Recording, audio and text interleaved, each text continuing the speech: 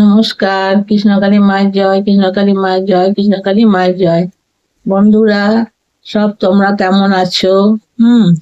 আমার বন্ধুরা সবসময় ভালো থাকে, এটা আমি ভগবানের কাছে প্রার্থনা করি। আমার বন্ধুরা যেন সবসময় ভালো থাকে। হ্যাঁ, আমার বন্ধুরা, নাতি নাতনিরা, আমার থেকে ছোট বড়, আমি সবারই জন্য ভগবানের কাছে আসি, মানে প্রার্থনা চাই যে ভগবান সবাইকে ভালো রাখো। আমাকে যদি ভালো রাখো, যেন সবাই ভালো থাকে, যে যেমন সে সবাই ভালো থাকে। বুঝতে পেরেছো বন্ধুরা? তা আমি একটু তোমাদের সঙ্গে গল্প করতে এলাম। আমার গল্প কি বলতো? আমার গল্প যে ঠাকুরের সম্বন্ধে কথা বলবো। আমি আর বয়স্ক মানুষ, আর কি গল্প করব? হ্যাঁ, ঠাকুরের মহিমা, কৃষ্ণকালী মায়ের মহিমা। কৃষ্ণকালী মা খুব জাগ্রত। কৃষ্ণকালী মায়ের সম্বন্ধে আমি কথা বলবার জন্য তোমাদের কাছে গল্প করতে আসি। বুঝতে পেরেছো বন্ধুরা? তা এই তো দুর্গাপুজোর সময় কিছুদিন বন্ধ ছিল, একাদশী দিন খুলেছে।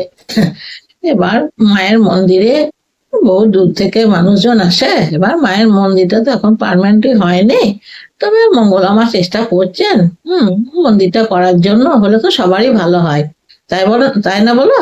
এবার ধরো যারা যাবে, ওইখানে তলায় মন্দিরের ওই চাতালটায় বসতে পারলে, পাঁচজনের সঙ্গে গল্প গল্প করতে পারলে, ঠাকুরের দিকে তাকিয়ে থাকলে তোমার খুব ভালো লাগবে। বুঝতে পেরেছো বন্ধুরা?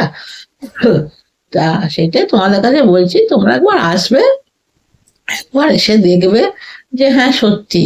এবার প্রচুর ভিড় হয়। এবার কি বলতো, আমি তো বর্ধমানের ভেতরে থাকি, যে থাকলে কি হবে, আমি তো বয়স্ক মানুষ বাবা, আমি যেতে সেরকম পারি না। আমার বাড়ির সব যায়, তাদের কাছে খবরাখবর পাই। হ্যাঁ, আবার ধরো মায়ের মন্দির কালী পুজোর সময় কবে বন্ধ থাকবে না থাকবে সেটা ঠিক জানি না।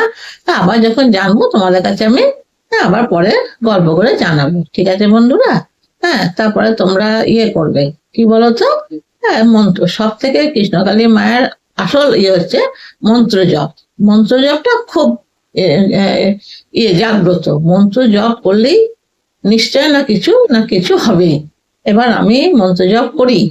আমি যখন ধরো চান টান করে এলাম, শুদ্ধ কাপড়ে, যেদিন সময় পায়, সব দিন তো সময় পায় না বাবা, সংসারী মানুষ, কাজকর্ম করতে হয়। এবার কাজকর্ম করে যেদিন সময় পায়, সেদিনকে হচ্ছে 108 বার মন্ত্র ঠাকুরের নাম করি।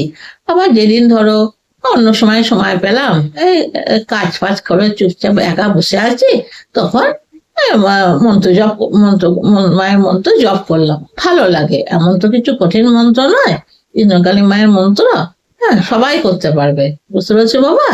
তা এই জন্য তোমাদের সঙ্গে গল্প করতে গেলাম। তারপরে কৃষ্ণকালী মায়ের কি বলতো, হ্যাঁ, বহু দূর দূর থেকে মানুষজন আসে কেন, এবার অনেকের 10-12 বছর রোগ আছে। হ্যাঁ, সেই রোগ সারছে না, কিন্তু মায়ের কাছে এসে মায়ের মন্ত্র জপ করে সেই রোগ, কি বলবো, 100% কাছাকাছি সেরে যায়। তারপরে তোমার অনেকের বিয়ের পর অনেকদিন বাচ্চা হলো না, মায়ের কাছে এসে তার বাচ্চা হয়, সব রকমই হয়। হ্যাঁ, এবার আমি যতটা জানি, তোমাদের কাছে আমি বলছি। এগুলো সবই সবই মানে ঠিক কথা। বুঝতে পেরেছো তো বাবা? তারপরে তোমরা একবার আসবে, এসে দেখে যাবে। এবার ভালো লাগবে তোমাদের। আর মন্দিরটা অনেকটা বড় মাঠ আছে। হ্যাঁ, ফুলের দোকান আছে। তারপরে মায়ের ছবি আছে। এবার ধরো খাবার, ভাত খাওয়ারও আছে, কচুরি তরকারি আছে।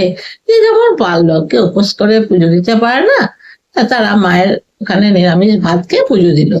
আবার কেউ পুজো টুজো করে কচুরি তরকারি খেলো। সব রকমই ব্যবস্থা আছে। তারপর এসে দেখবে, দেখে তখন বলবে যে হ্যাঁ, ঠাকুমা দিদিমা আমাকে যাই বলো, আমার কোনো অসুবিধা নেই, আমার সবই ভালো লাগে, তোমরা যা বলো তাতেই আমার ভালো লাগে। বুঝেছো বন্ধুরা? তাহলে তোমরা একবার আসবে। হ্যাঁ, আর আমার ব্লগটা একটু সাবস্ক্রাইব করে দিও, লাইক করে দিও। আমি জানি বন্ধুরা করবে, আমার বন্ধুরা আমার কথা শুনে আমাকে শ্রদ্ধা ভক্তি করে, ভালোবাসে, আমি জানি করবে। তবু তোমাদের কাছে একবার আমি বলছি। হ্যাঁ, ঠিক আছে বন্ধুরা, আবার পরের ব্লগ আমি জানলে কি কি জানবো তোমাদের কাছে বলবো। ঠিক আছে? কৃষ্ণকালী মায়ের জয়, কৃষ্ণকালী মায়ের জয়, কৃষ্ণকালী মায়ের জয়। রাখছি তাহলে, ঠিক আছে।